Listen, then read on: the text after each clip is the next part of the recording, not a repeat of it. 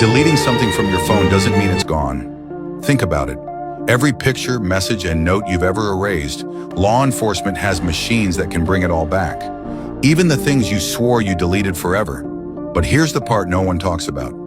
If they can do it, who else can? These devices don't just pull files from your phone. They can reconstruct fragments of lost data, turning your private life into an open book. And while the official story is that this is only for criminal investigations, history shows us that once governments have a tool, it rarely stays limited to its original purpose. Remember the Patriot Act? Surveillance that was meant for terrorists got turned on ordinary citizens. Is this about catching criminals, or about creating a system where no one's digital life is ever truly private? Because if your phone can betray you after you hit delete, then who's really in control? You or the machine? If nothing you erase is ever truly gone, do we really own our phones, or do they own us? You be the judge. If you're awake, you already know what to do. See our official website through the link in our bio. Support the movement and show where you stand. And I've explained that if you sign up for digital ID, it'll be the last really important decision you make, because your digital ID will be the only thing that your governments, institutions, and anybody authorized by those holding power will recognize you through. So you won't exist anymore. You'll be replaced by a QR code. You are not a number. You're an address to some resources.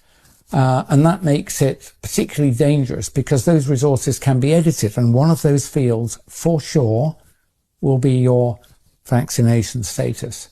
And I'm absolutely sure, because I've seen it written down in multiple documents, that your digital ID will only remain valid if you comply with the conditions of validity. So one of them will be, have you had your latest recommended or mandated jabs? And because of the fact that I'm qualified in toxicology and worked for decades with others in what's called rational drug design, when I look at these jabs, the constituents, I am certain, formally certain, that they were designed to hurt you. And so, the digital ID will lose validity unless you roll your sleeve up. You must see that's designed to injure and, I believe, ultimately kill you.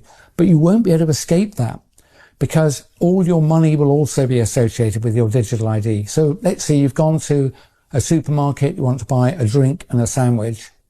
You'll beat them through and it'll say, how do you pay? And it'll say, present your digital ID. And the cash register, as it were, the cashless system, won't proceed until you show it your QR code.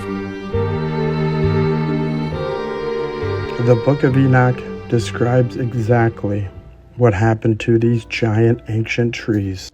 It describes how these were cut down by the angels to flood the Nephilim giants reaching 4,500 feet tall.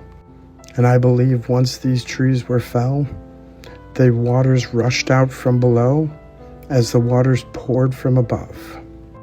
The same can be seen today in the smaller trees. When their roots hit the underground water lines and they're chopped down, they will start gushing water like water fountains. Now imagine that with trees that stretched to the heavens. It says there were about 200 of these trees. And in the many years of looking into this, I would say that's about an accurate number. Perhaps even more. Many are still left to be uncovered, buried right beneath the surface of what we just think are nothing but hills. There was a reason why the Book of Enoch, along with 14 other books, were conveniently removed from today's version of the Bible. It painted a far too accurate picture of the true nature and history of this realm. Question everything, friends. Until next time. Say you're at a beach when all of a sudden you see your friend struggling out in the water.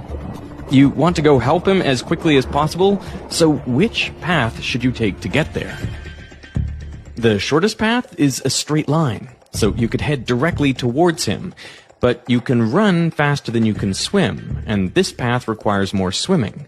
So, alternatively, you could run down the beach to minimize the distance through the water. But now, the total distance is longer than it needs to be. So the optimal path, it turns out, is somewhere in between. To be precise, it depends on the speeds at which you can run and swim. Now, you might recognize this mathematical relationship because it is the exact same law that governs light passing from one medium into another.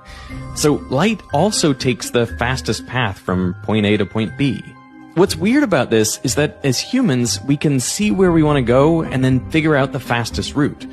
But light? I mean, how does light know how to travel to minimize its journey time?